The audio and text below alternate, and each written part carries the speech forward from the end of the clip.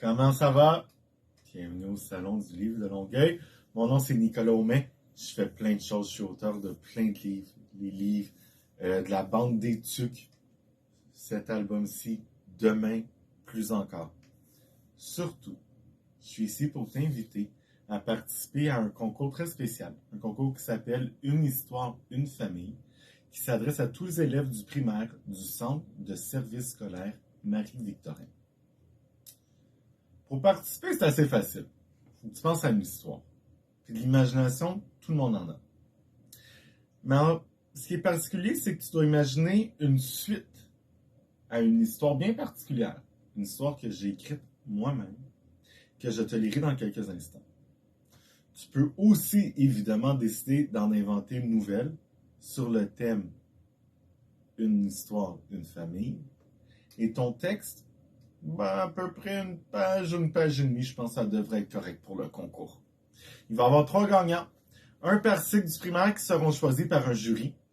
Et le grand prix, c'est quand même pas rien, hein?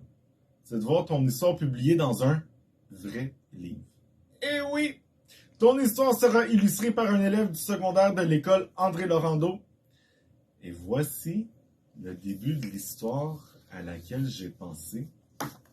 À vos crayons, le défi est à vous. Une histoire, une famille. Dépêche-toi, on va être en retard. En disant ces mots, Sémia me prend par la main et m'entraîne dans le cimetière, qui se trouve derrière notre grande et vieille maison. On y retrouve nos amis, Colin et Molly. Tous les jours ou presque, après l'école, on s'y retrouve pour se promener à travers les allées et s'amuser à imaginer à quoi ressemblaient les vies des gens qui y sont enterrés depuis très longtemps.